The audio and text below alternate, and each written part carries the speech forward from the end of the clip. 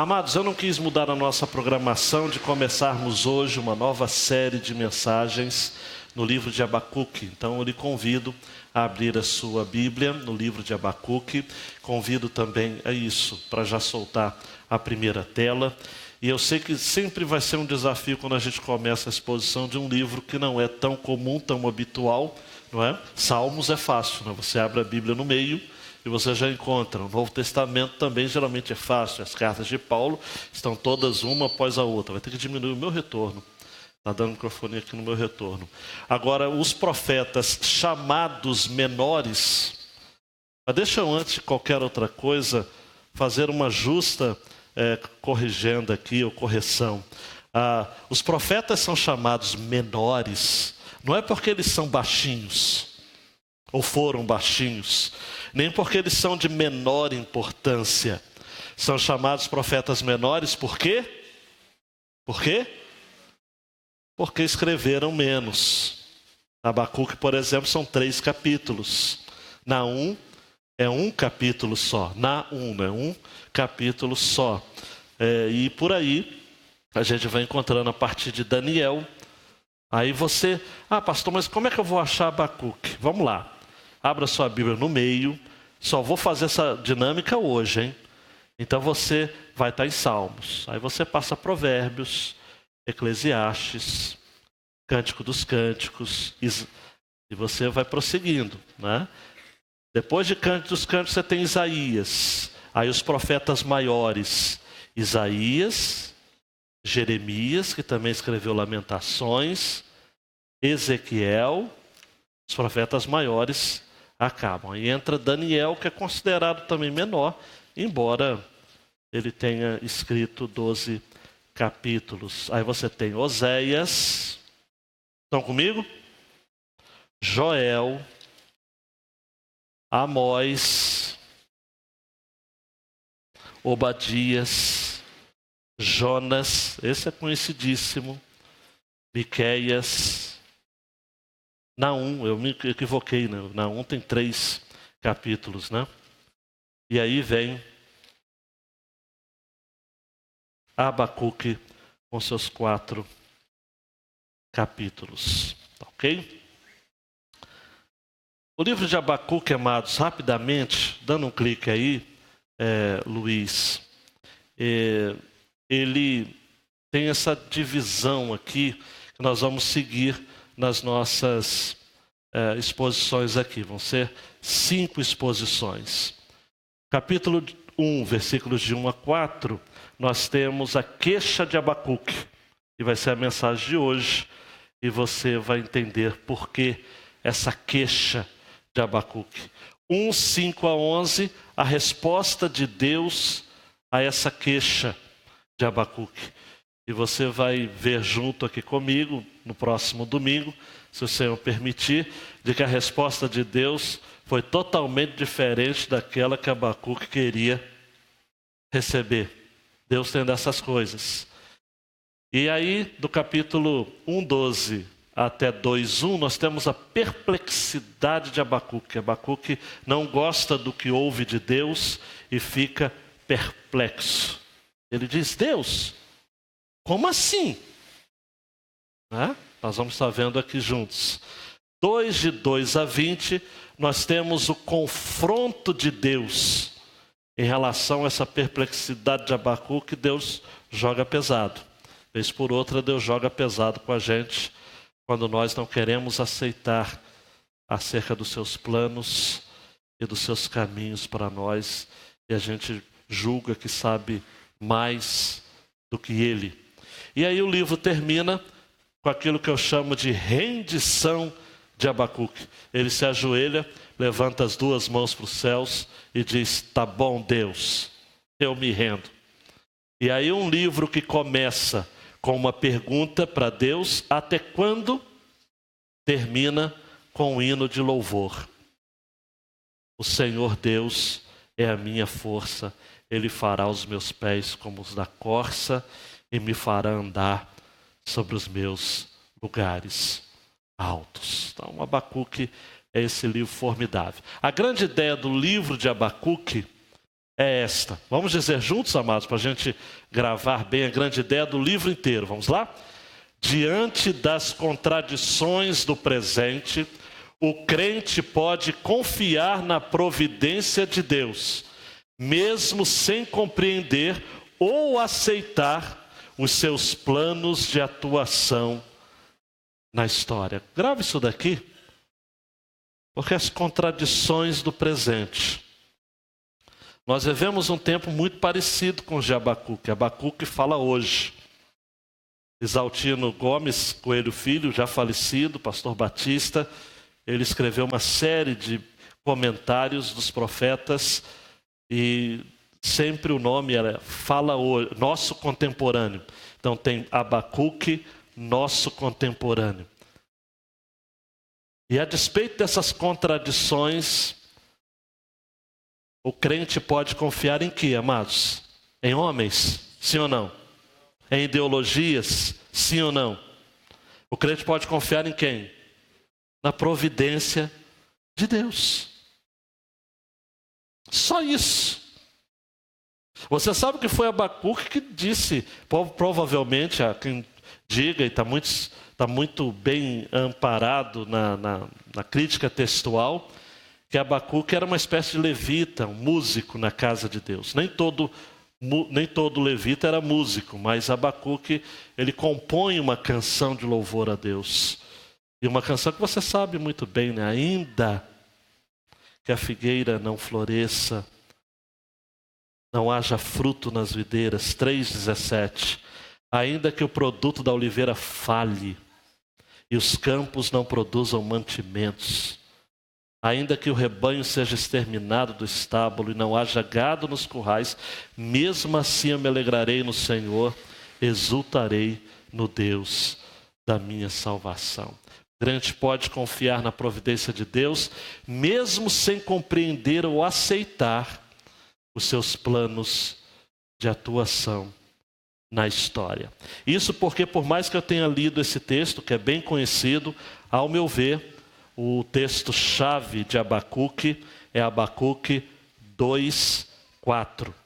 Vede o arrogante, a sua alma não é correta, mas o justo viverá por sua fé. Esse texto que vai ser citado 3 outras vezes no Novo Testamento. O justo viverá por sua fé ou por sua confiança em Deus, mesmo não aceitando, mesmo não compreendendo muitos dos seus planos na história.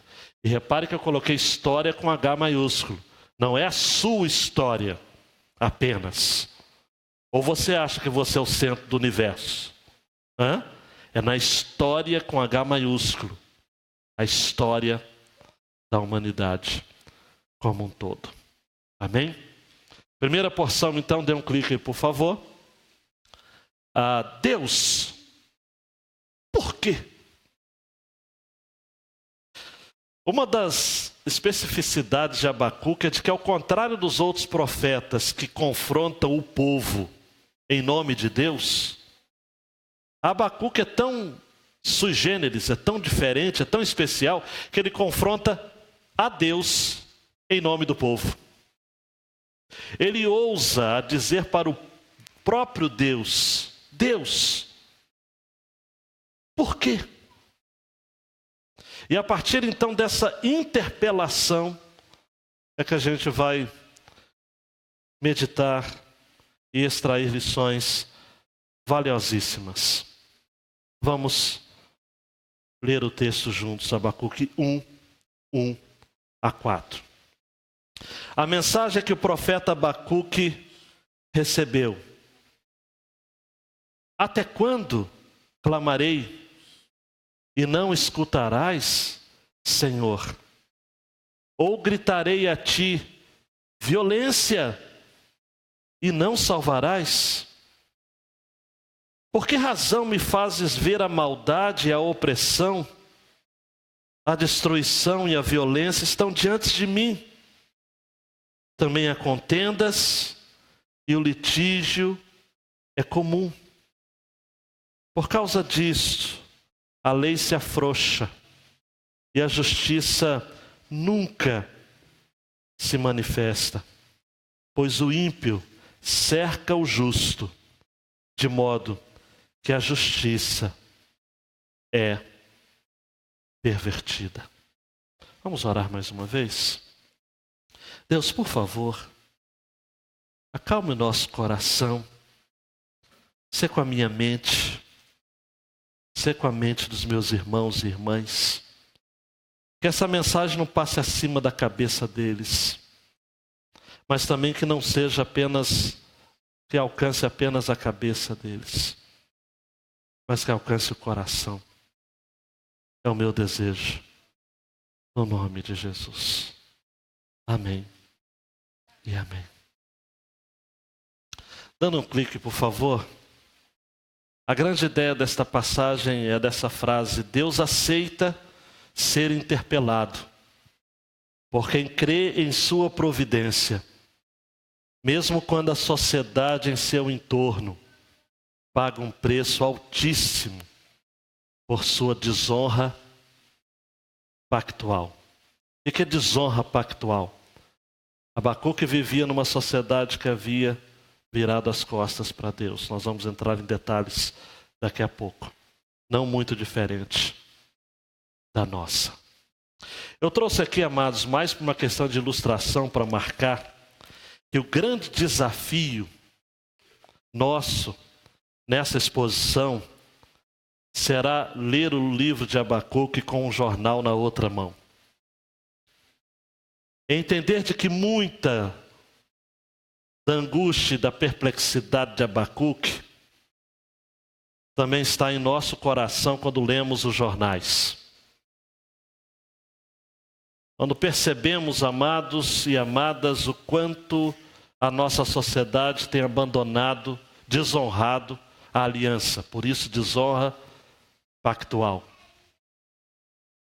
Deus tem criado um povo para si. Deus tem nos chamado para sermos parte do seu povo. Deus tem tido um plano, uma aliança para com o nosso país, a partir de sua igreja.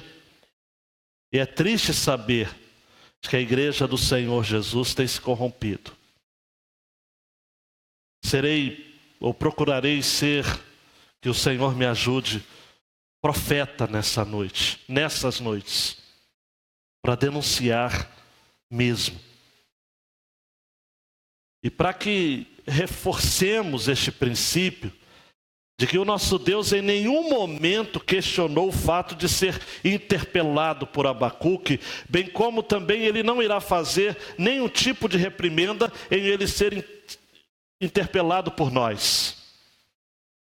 Desde que a nossa interpelação seja com base na confiança, o justo viverá por sua fé, por sua confiança na providência de Deus.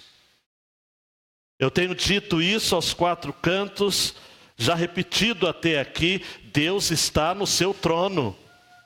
Preste atenção nisso. Ele está governando todas as coisas. Ele não está alheio, ele não está no spa, ele não está de férias.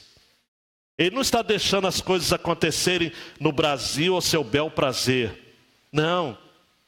Ele está governando todas as coisas. Todas as coisas. Dá um clique aí, por favor, Luiz.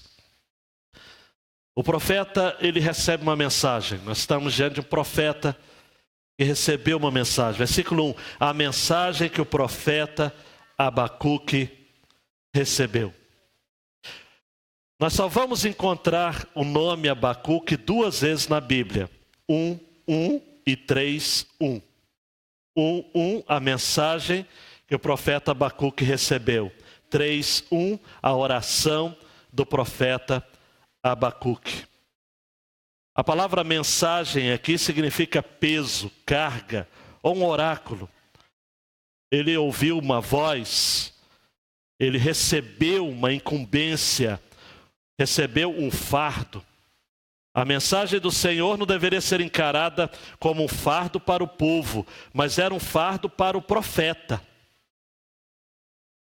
E muitos profetas, amados, ao longo da história, sentiram esse peso, esse encargo.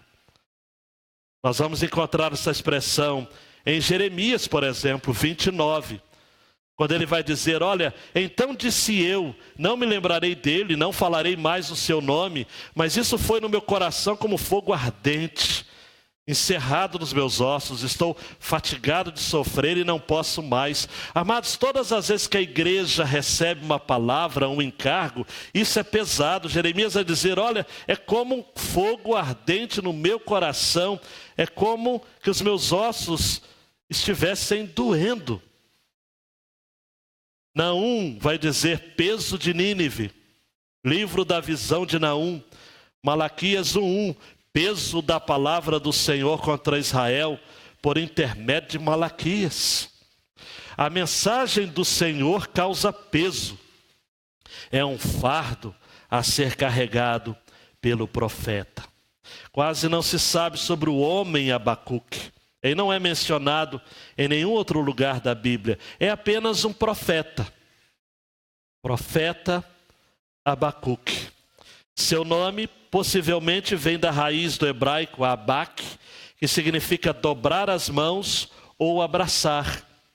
Lutero entendia de que Abacuque foi um abraçado por Deus, aquele que abraça ou é abraçado, tomado pelos braços. Dá a ideia tanto dele como um abraçado, como aquele que através da sua mensagem também abraça o seu povo.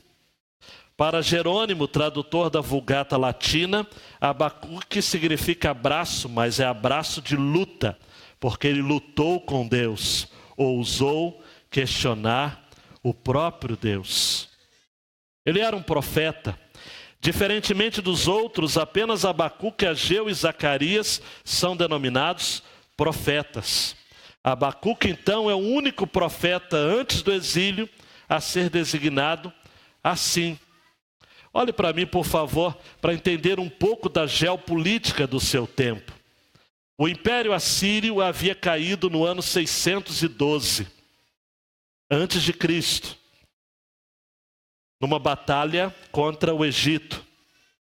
Em 605, tropas egípcias e neo-assírias são derrotadas por um poderio que estava se expandindo no mundo inteiro da época, sobretudo naquela região que era o Império Babilônico. A liderança de Nabucodonosor, um general estrategista. Na Batalha de Carquemes, no ano 605, nós encontramos então a visualização na geopolítica do mundo, à época, do surgimento dos babilônios como força dominante no cenário internacional. Eles começaram, amados, devastando impiedosamente qualquer oposição. E como a Palestina, onde estava o reino de Israel, o povo de Israel, o reino do norte, já havia sido destruído pelos assírios em 722. E agora nós estamos então no ano 605, surgimento dos babilônios e o temor. E agora? Como ficará a nossa sorte? Esse era o clamor no reino de Judá, de onde surge Abacuque, um profeta oficialmente ordenado, que fazia parte da adoração no templo de Jerusalém, um homem extremamente bem educado, um estilo literário refinado, um poeta, um profeta. O Groningen, um estudioso alemão, vai usar uma expressão fora de tempo, anacrônica, mas chama Abacuque de um profeta filósofo, um pensador, mas acima de tudo um servo escolhido de Deus, que vai escrever um dos livros mais penetrantes do Antigo Testamento. Abacuque é contemporâneo de Naum, Sofonias e Jeremias. Ele estava vivo desde o tempo do rei Josias. Se você for ler 2 Reis capítulo 22, você vai entender que Abacuque está vivendo os últimos dias de Judá. Josias foi o rei que começou a reinar com 8 anos, capítulo 22 de 2 Reis, 1 e 2. Reinou 31 anos, fez o que era reto aos olhos do Senhor, andou em todo o caminho de Davi, não se apartou dele nem para a direita nem para a esquerda. Um reino promissor. Versículo 8 de 2 Reis 22 a dizer de que foi no tempo de Josias que foi achado o livro da lei na casa do Senhor. Provavelmente o livro de Deuteronômio foi encontrado. E aí então o livro foi lido diante do povo. E eu gosto muito desse trocadilho que até o Hernandes Dias Lopes faz, o livro de Deus perdido na casa de Deus. Foi encontrado. E Josias então chegou à conclusão de que, por exemplo, apenas uma coisa, a festa da Páscoa não havia sido celebrada em toda a história da monarquia de Israel. A última ocorrência da festa da Páscoa havia sido no tempo dos juízes. Josias então, amados, à luz da palavra de Deus, o povo apoiando esta aliança, capítulo 23, versos de 1 a 3, a dizer de que o rei ordenou e os anciãos de Judá, Jerusalém se uniram os moradores de Jerusalém, sacerdotes, profetas, desde o menor até o maior, ouviram as palavras do livro da aliança que se achava, ou que se achou na casa do Senhor. O rei fez aliança perante o Senhor para seguir o Senhor, guardar os seus mandamentos, os seus testemunhos, os seus estatutos com todo o coração, com toda a alma. E vai terminar o versículo 3 de 2 Reis 23 dizendo: e todo o povo apoiou essa aliança. Olha aqui para mim, e Abacuque está ali, participando desse avivamento. Ainda em 2 Reis, no capítulo 23, versículo 25, vai dizer de que antes de Josias não houve rei semelhante que se convertesse ao Senhor com todo o seu coração, com toda a sua alma, com todas as suas forças, conforme toda a lei de Moisés. Repita comigo: toda a lei de Moisés. E depois dele nunca se levantou outro tal. As coisas estavam acontecendo, amados. Imagine o Brasil vivendo um avivamento. Imagine em cada repartição pública do nosso país a Bíblia sendo lida no horário da manhã, antes de começar o expediente. Imagine os professores tendo a liberdade de ler um texto bíblico e orar com as crianças e com os adolescentes a cada início de aula. Era um avivamento que estava acontecendo, amados. Mas Josias assume para si uma guerra que não era sua. Ele vai enfrentar Faraó, chamado Neco, e ele é morto na batalha. Neco, então, e o Egito era a potência deste tempo, pega um dos filhos de Josias, chamado Joacás, coloca no trono, ele começa a reinar, e reina apenas 3 meses. E ele faz o que é mal aos olhos do Senhor. Faraó Neco manda prender Jeocás e impõe pena de 100 talentos de prata, 1 talento de ouro, obriga o povo a pagar então este valor de indenização e constitui rei um outro filho de Josias chamado Eliaquim. Para marcar a sua tirania, Faraó Neco muda o nome desse rei de Eliaquim para Jeoaquim.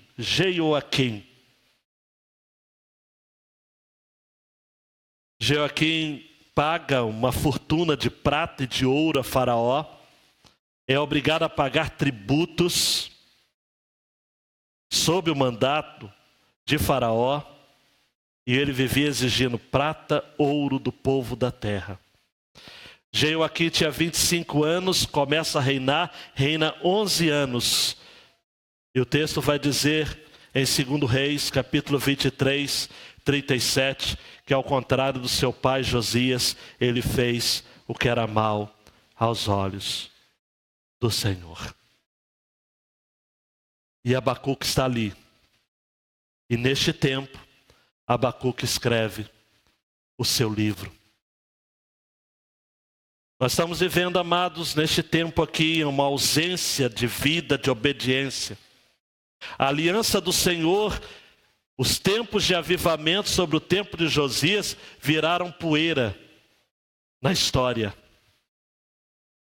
E agora então, o povo está rejeitando o Senhor, insultando a aliança, em desonra pactual. E Abacuque entra em crise e confronta o próprio Deus. Na cabeça de Abacuque, amados, como na minha e na sua cabeça, não comportava essa ideia de como que alguém justo e reto, diante de Deus, mesmo vivendo numa sociedade perversa, tinha que pagar o preço por erros que ele não havia cometido. Abacuque argumenta diante de Deus: olha, há um povo aqui. Deus, quando o Senhor vai ver? Versículo 2 e 3. Até quando clamarei e não escutarás, Senhor? Ou gritarei a ti violência e não salvarás? Por que razão me fazes ver a maldade e a opressão? A destruição e a violência estão diante de mim. Também há contendas e o litígio é comum. Olha que crise, amados. Aquilo que para Jó foi uma crise, um lamento pessoal, para Abacuque é um lamento nacional. Questionamentos perplexos do profeta: até quando? Eu creio que Abacuque era de fato um levita, alguém que salmodiava diante do Senhor, liderando louvor, porque ele vai citar exatamente Salmo 13, 1 a 2. Até quando te esquecerás de mim, Senhor? Para sempre? Até quando esconderás de mim o teu rosto? Até quando consultarei com a minha alma, tendo tristeza no meu coração cada dia? Até quando se exaltará sobre mim o meu inimigo? E só para ser fiel, amados, essa expressão até quando vai estar no Salmo 6, 3, 13, 1 e 2, 35, 17, 74, 10, 79, 5, 84, 89, 46, 90, 13, 94, 3. A impressão que se tem ao ler o verso 2, até quando clamarei e não escutarás, Senhor, é que Abacuque está perplexo diante do aparente, preste atenção, aparente silêncio de Deus. Repare na progressão: até quando clamarei e não escutarás, ou gritarei a ti violência e não salvarás. Primeiro ele clama: até quando clamarei? Clamar é pedir socorro. Depois ele grita: ou gritarei, que já é clamar com o coração perturbado. Eu tenho para mim, amados, e o Will vai estar dizendo isso, de que ao orar sobre a perversidade na sua nação, Abacuque vai ficando cada vez mais perturbado, cada vez mais aflito. E a crise de Abacuque, amados, que não é diferente da minha e da sua crise, é porque Deus permanece em silêncio. Por que Deus parece tão indiferente? E eu tenho para mim, amados, de que Abacuque era crente, porque a crise de Abacuque só era potencializada pelo fato dele ser crente. O incrédulo não tem essa crise, porque o incrédulo não tem esse peso, esse fardo, essa carga. Só quem possui fé em um Deus bom tem problema com relação ao governo do mundo. Quem é pagão, quem é politeísta, quem crê numa divindade qualquer, quem é incrédulo, não tem problema com injustiças flagrantes no mundo. Porque para estes, o mundo, amados, é assim desde sempre. Agora, quando se tem fé em um Deus que é bom, aí sim, a gente começa a lutar em oração. A gente abraça Deus em oração, como que dizendo: Deus, até quando? Até quando clamarei, Deus, e não escutarás? Até quando gritarei a ti violência? E a palavra violência aqui vai aparecer, amados, 2, 9, 8, 17. É uma palavra central no livro de Abacuque. Violência. Que significa justamente isso, amados. Crueldade, dano, injustiça. Até quando, Deus? Por que, Deus? Por que razão me fazes, versículo 3, ver a maldade e a opressão? Em outras palavras, eu coloco as minhas próprias palavras deste verso. Deus, já não me basta conviver nesse mundo tão injusto e violento. O Senhor ainda me fazes ver. Eu tenho que terminar o culto, ir para minha casa com a minha família e ter que baixar o vidro, acender a luz de dentro, pedir permissão para entrar na minha casa? Deus, eu tenho que viver isso. Deus, eu tenho que ficar com a angústia do meu filho que vai para a escola. Eu não sei se ele vai voltar. Que pode ter um tiroteio e chegando, meu filho pode estar num lugar que a gente diria o seguinte, os pais antigamente falavam o seguinte, eu quero meu filho na escola, lá ele vai estar seguro. E hoje? E aí a gente chega para Deus, amados, e diz, Deus, eu tenho que ver isso. Mais do que isso, eu tenho que viver isso. Por que razão? Me faz dizer a maldade, anote as palavras, maldade, opressão, destruição, violência, também há contendas, litígio. Eu não quero ser chato definindo cada uma dessas palavras, mas eu preciso destacar aqui. Mas antes eu vou pegar uma ajuda aqui com a Nova Versão Transformadora, que traduziu o versículo 3 assim: terei de ver essas maldades para sempre? Por que precisa assistir a tanta opressão? Para qualquer lugar que olho, vejo destruição e violência. Estou cercado de pessoas que discutem e brigam o tempo todo. E aí, amados, o silêncio de Deus é o que mais incomoda Abacuque.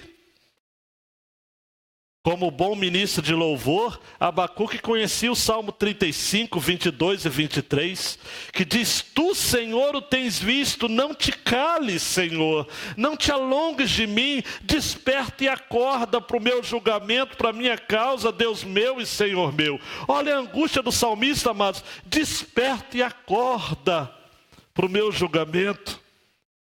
É a mesma expressão de desespero dos discípulos que estavam com Jesus no mar da Galileia. Mestre, mestre, não se te dá que pereçamos. Olhe para mim, amados, o que fazer quando Deus parece estar em silêncio? E Abacuque aqui abre o seu jornal do dia e começa a ler para Deus. Deus, saiu no jornal, Deus. Saiu no jornal, olha o que saiu no jornal. A maldade, a opressão, a destruição, a violência, a contendas, a litígio. Maldade é impiedade. E isso significa também idolatria. Opressão é dificuldade, é dano, é labuta. Destruição é estrago, como pecado social. Violência, destruição, devastação. Violência também é injustiça. Contendas, conflitos, litígio. Há controvérsias, há disputas legais. Eu tenho para mim, amados, de que a maior tragédia não era tanta a presença do mal. mas é a origem do mal. Abacuque não queria aceitar que a origem da violência, da iniquidade, da opressão, da destruição, da contenda, do litígio, não era do mundo lá fora. Era da infidelidade do próprio povo de Deus. Por isso que dê um clique aí, no versículo 4, Abacuque ainda não está entendendo. A lógica de Abacuque ainda está enviesada ideologicamente. Ele ainda está pensando ainda em esquerda, direita. Ele não está olhando para cima. Porque ele diz assim: por causa disso a lei se afrouxa. A justiça nunca se manifesta, pois o ímpio cerca o justo, de modo que a justiça é pervertida. Ele diz, olha, por causa disso, o profeta olha ao longo da história e tenta analisar o quadro pernicioso do ponto de vista sociocultural. Ele fala, a lei se afrouxa, a justiça não se manifesta, o ímpio cerca o justo, a justiça é pervertida. Agora, o que Abacuque não sabia, amados, ainda, por isso que ele está constatando de maneira irrefutável, mas depois ele vai receber a resposta de Deus, é de que tudo isso estava acontecendo pela falta de princípios divinos, pela quebra de aliança. Abacuque conhecia, mas estava esquecido do Salmo 11:3. Se forem destruídos os fundamentos, que poderá fazer o justo? Na verdade, Abacuque não estava tendo olhos como Jeremias, que ao perceber aquilo que estava acontecendo, profeta contemporâneo de Abacuque, ele disse, Jeremias 9:1-2, ó, se a minha cabeça se tornasse em águas e os meus olhos numa fonte de lágrimas, então choraria de dia e de noite os mortos da filha do meu povo.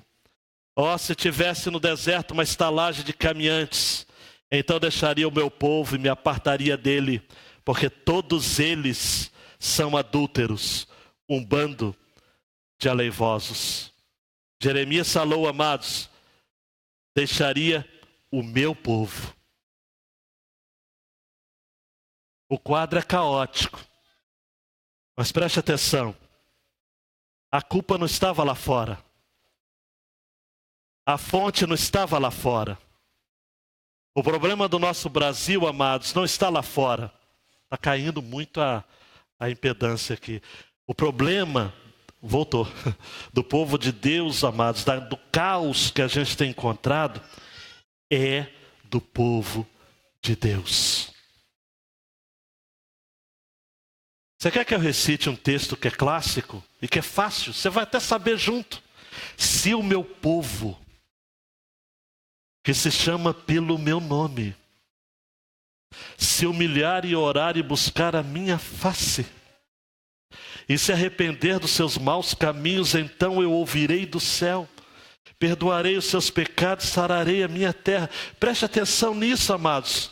Se o meu povo, o profeta Oséias vai dizer, amados, ele que profetizou no Reino do Norte, antes da queda daquele reino em 722, ele vai dizer, o meu povo está sendo levado cativo porque falta entendimento, conhecimento. Se você entender este meu ponto, você vai ficar até menos chateado comigo, com algumas das minhas postagens e posicionamentos. O problema não é lá fora. O problema está aqui dentro. A igreja do Senhor Jesus tem se vendido, tem se aliado a homens,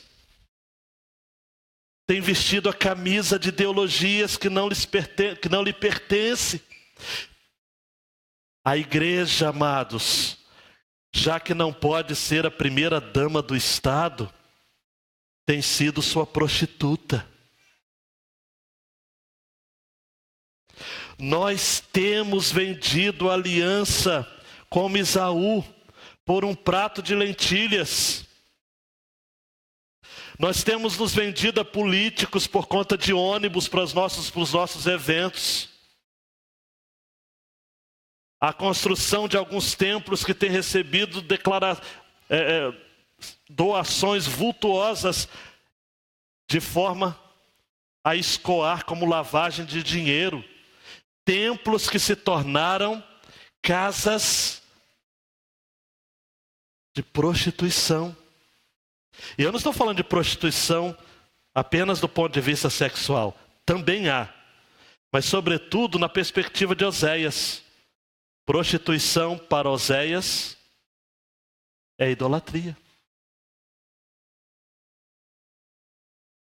Abacuque demorou a entender isso. Depois ele vai entender.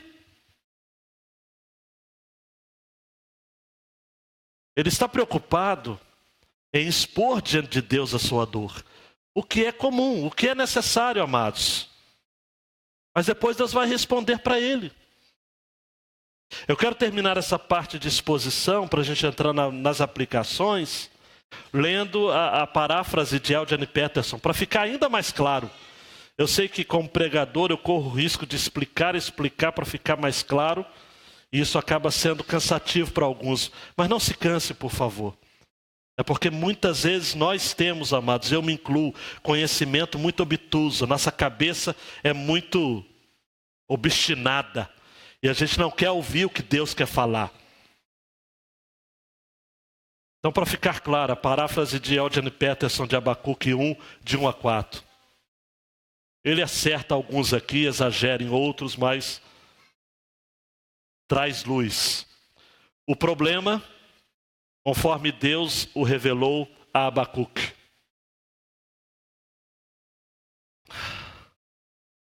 Ó Eterno, há quanto tempo estou clamando por ajuda e não me ouves? Quantas vezes eu vou gritar, eu vou ter de gritar socorro, assassinato, polícia, até que venha nos socorrer? Por que me forças a olhar para o mal, a encarar os problemas todos os dias? A anarquia, a violência correm soltas, há discussões e brigas por todo lugar, a lei e a ordem viraram pó, a justiça virou piada, os maus paralisaram os que levam uma vida correta e viraram a justiça de ponta cabeça. E Deus permanece em silêncio, e isso incomoda o profeta. Mas o que o profeta, amados, vai entender mais tarde, é um comentarista chamado Charles Faber que vai dizer isso. O silêncio de Deus nos negócios humanos, tanto ontem como hoje, tem sido difícil de aceitar. Mas isso não quer dizer que não haja uma resposta e que a sabedoria divina é incapaz de lidar com a situação. Tudo está sob o seu olhar e todas as coisas estão debaixo do controle de suas poderosas mãos. O Exaltino vai estar dizendo no seu comentário de que o silêncio de Deus no judaísmo rabínico não era visto como uma omissão, mas um sinal de que Deus estava preparando algo para agir. O silêncio de Deus para o judaísmo rabínico era um momento de preparo de uma ação estrondosa. Olhe para mim, Deus está em silêncio, hein? Mas não quero parafrasear o filme, mas já fazendo, Ele está em silêncio, mas não está morto. Não está morto. Se segura aí na cadeira, vamos às aplicações. Tem a ver com a minha e com a sua vida. Nós temos de sentir o peso em nossos ombros, amados, de sermos como igreja a expressão da esperança para este mundo em desalinhos espirituais. Eu e você temos o chamado de Abacuque nessa geração. Eu sigo a visão de John Stott, já falecido também, bispo anglicano, de que nós não temos hoje profetas mais no sentido bíblico.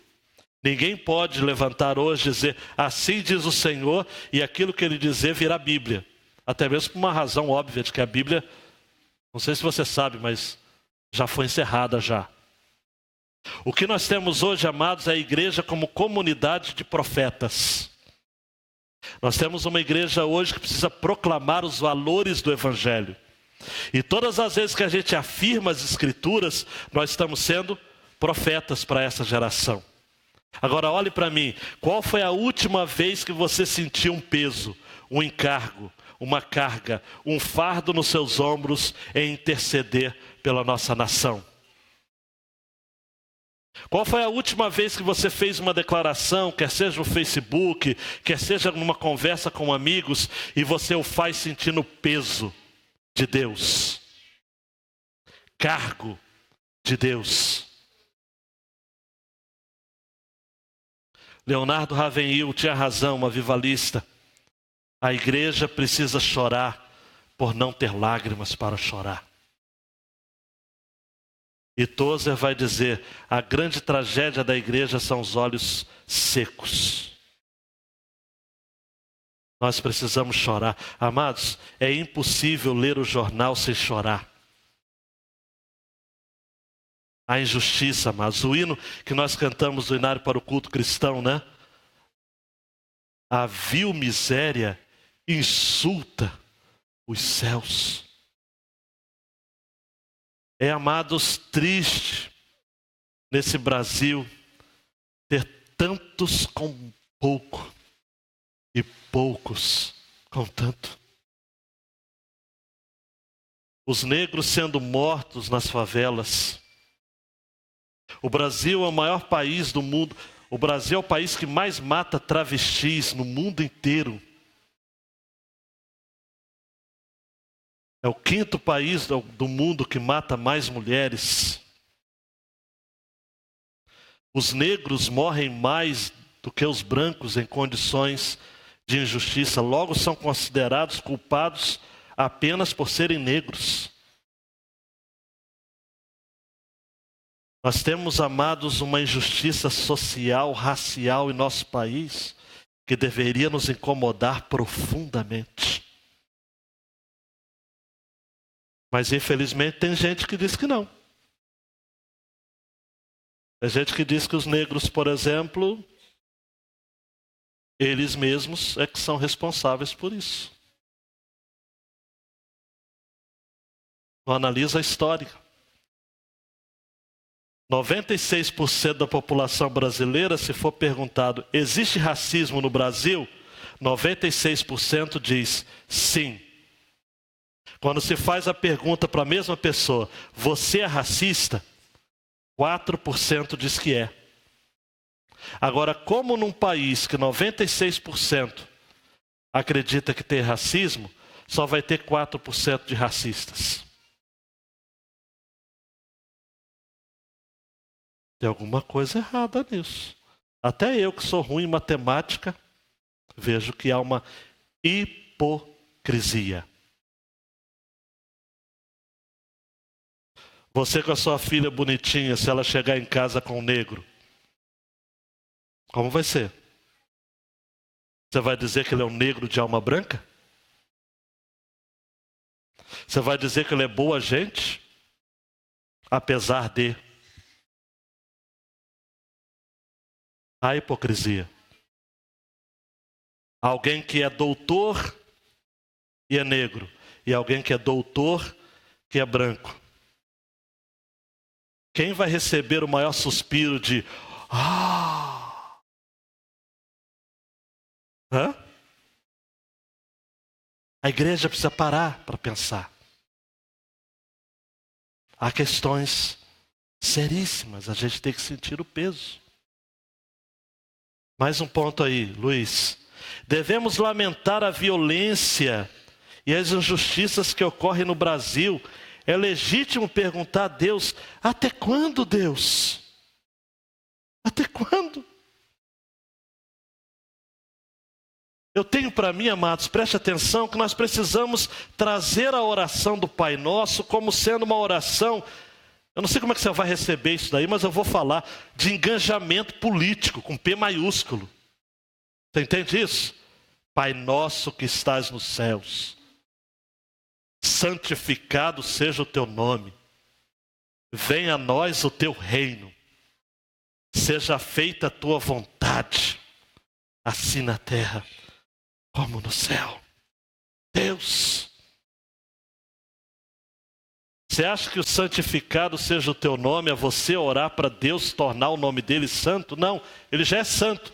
Santificado é nos invada com a sua santidade, com a sua justiça, porque o reino do Senhor é sempre eterno. E Paulo vai dizer aos romanos que o reino de Deus é alegria, paz, é justiça. Mais uma aplicação. Deus quer que mergulhemos no contexto podre da nossa sociedade. Você vai ver coisas que você não quer ver, para termos a visão nítida de quanto a nossa sociedade está distante de Deus. Amados, o problema está aí, a nossa sociedade não quer Deus, não quer as soluções do Evangelho. Nós estamos como o tempo de Miqueias, amados. Me perdoe, mas eu tenho que citar esse texto, Miqueias 7, de 1 a 6. É o Brasil purinho. Ai de mim, porque estou feito como as colheitas de frutas do verão. Como os rabiscos da vindima, não há cacho de uvas para comer, nem figos temporãos que a minha alma deseja. Já pereceu da terra o homem piedoso. Não há entre os homens um que seja justo. Todos armam ciladas para sangue. Cada um caça seu irmão com a rede, as suas mãos fazem diligentemente o mal, assim demanda o príncipe, é o príncipe, o governante, e o juiz julga pela recompensa, o judiciário está corrupto. Seus penduricalhos, seus benefícios, ou as suas sentenças feitas às escondidas, com conchavos com os poderosos. O grande fala da corrupção da sua alma, assim todos eles tecem o mal.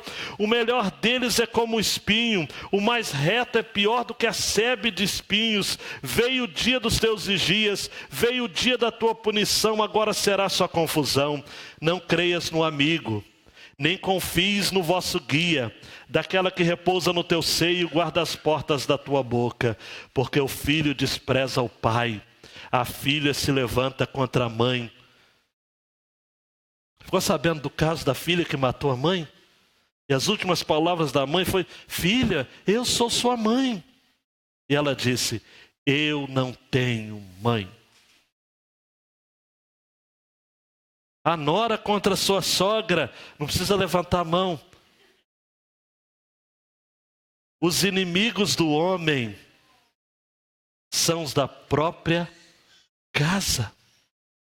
Qual é o maior campo de batalha que você tem, amado? Se não é a sua casa? A sua parentela? Agora Deus quer que você mergulhe nesse contexto. E a despeito disso tudo, você chega à conclusão de que o quadro está caótico, porque falta Deus. Mas, todavia, contudo, entretanto, letra D, Deus não está em silêncio, passivo no mundo. Ele está trabalhando ativamente no mundo. Ele está no controle de tudo. Ele ordena todas as coisas a partir do seu trono. Isaías 6:1 vai dizer: no ano em que morreu rei Uzias, eu vi também ao Senhor assentado sobre o alto e sublime trono, e o seu séquito enchia o templo. Salmo 115, 1 a 3 vai dizer: Abacuque conhecia: não a nós, Senhor, não a nós, mas ao teu nome da glória, por amor da tua benignidade e da tua verdade. Porque dirão os gentios: onde está o seu Deus? Mas o nosso Deus está nos céus, fez tudo o que lhe agradou.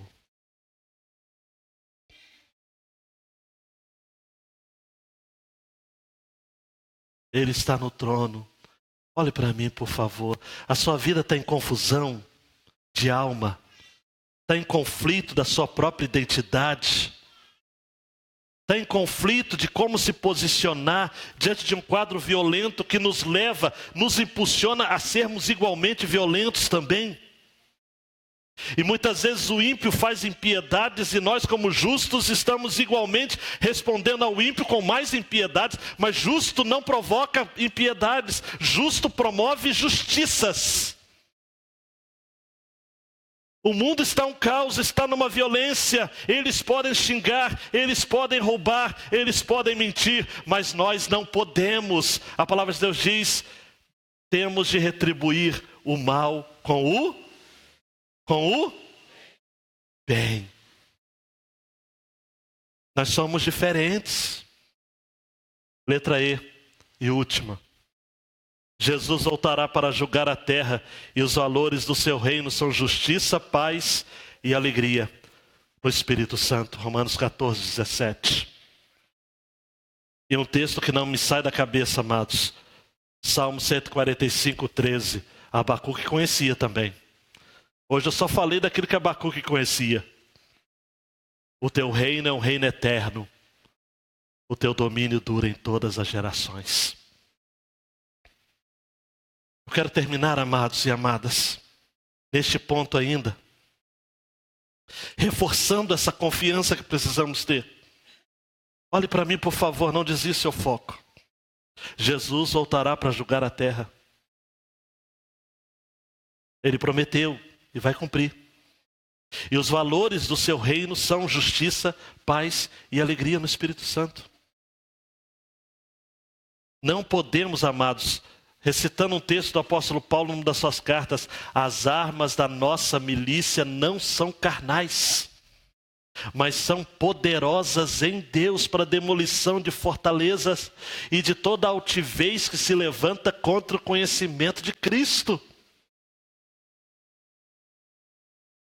Nós precisamos ter uma perspectiva dessa crise outra, completamente outra. Nós não podemos, amados, preste atenção nisso, receba essa palavra no Senhor, numa roda de escarnecedores, segundo o Salmo 1, nós nos incluirmos ali também, dizendo: é isso mesmo, está ruim mesmo, o mundo está assim, e tem que fazer, e tem que matar, e tem que fazer, e tem que acontecer. Não tem. Porque a palavra de Deus vai dizer, amados, Mateus capítulo 5, bem-aventurados os pacificadores, porque deles é o reino dos céus. A palavra de Deus vai dizer também em Romanos capítulo 18, pois tenho para mim que as aflições deste tempo presente não podem se comparar com a glória que em nós há de ser revelada. O mundo, amados, está olhando para a igreja e dizendo: igreja, e aí? E muitos crentes estão dizendo: mundo, vocês estão certos. Impiedade se paga com impiedade. E Deus está dizendo de cima: eu estou assentado sobre um alto e sublime trono. E as orlas do meu manto estão enchendo todo o templo. Nós precisamos ter uma visão diferente da teologia do mal, ou do problema do mal, para ser mais preciso. A chamada teodiceia. Por que o mal existe? Quem criou o mal? O que Deus está fazendo enquanto o mundo está se engalfinhando e se destruindo? Sabe o que eu creio? E o que Abacuque depois vai crer? Eu tenho que louvar a Deus e confiar nele, porque o justo vive da fé. O justo não vive da política. O justo não vive da ideologia. O justo não vive do dinheiro. O justo não vive por aquilo que os homens declaram nos jornais. O justo vive pela fé. Eu quero terminar com isso. Essa família, essa semana que passou, foi notícia no Brasil inteiro. se eu não cresce, amados, num Deus soberano que sabe de todas as coisas e que faz todas as coisas convergindo segundo o bem dele. Dá para recitar junto aquele texto de Romanos? Todas as coisas cooperam para o daqueles que são chamados segundo o seu da família, amados. Pastor e sua família, Alessandro, 37 anos, sua esposa Belks, de 35 anos, e 2 filhos, Samuel com 8 e Miguel com 6. Eles moram em Campinas e foram passar o final de semana em Rio Quente, Goiás, para comemorar o aniversário de um dos meninos. Ao retornar, acabaram caindo numa vala. Todos morreram, exceto o menino, um dos filhos, mais novo. Passaram-se dias, uma rodovia pouco acessada, BR-050, entre Uberlândia e Araguari, em Minas Gerais. Alguém encontra o garotinho perdido, andando pela rodovia. Os parentes estavam tentando contato há tempos e não conseguia. O Corpo de Bombeiros de Araguari registrou a ocorrência. Chegaram a ir até a região, mas não encontraram. Buscas foram feitas por várias equipes no dia 8. Foram utilizados drones, mas não encontraram nada. Dia 9, a criança de 6 anos estava no acostamento da rodovia. Ela é vista e socorrida por uma pessoa que passava pelo local. Foi levada ao pronto-socorro. Enquanto os corpos do casal e do seu outro irmão foram levados para o ML. O que assusta, amados, e que tem a ver com a nossa temática, é que foi entrevistada Berenice, de 33 anos, irmã de Belks.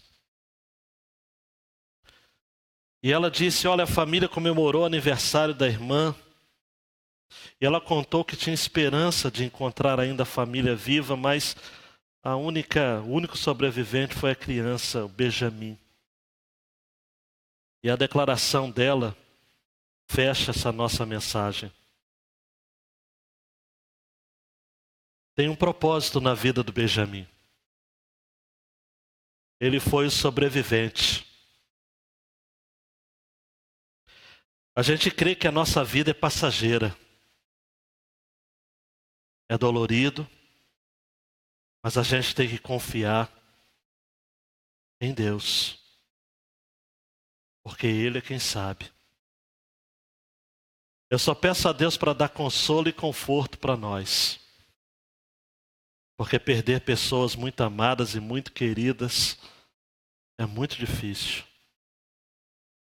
Que Deus nos ajude a cuidar do Benjamin. Agora.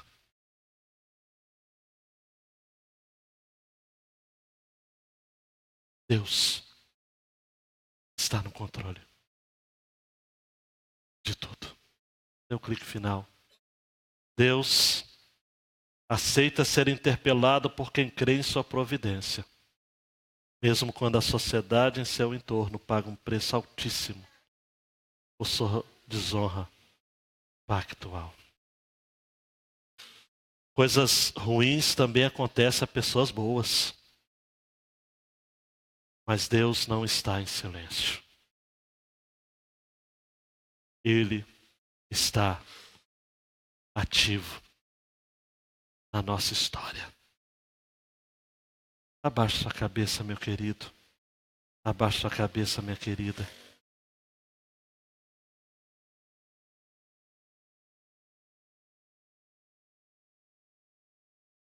Se você só ler o jornal sem ler a Bíblia, você vai se tornar um militante de esquerda ou de direita. E vai sair por aí sendo intolerante com quem pensa diferente de você. Que a ideologia cega. Cazuza já dizia, ideologia, eu quero uma para viver. Se você só ler a Bíblia sem ler o jornal, você vai se tornar um fanático fundamentalista, entre aspas. E você vai sair por aí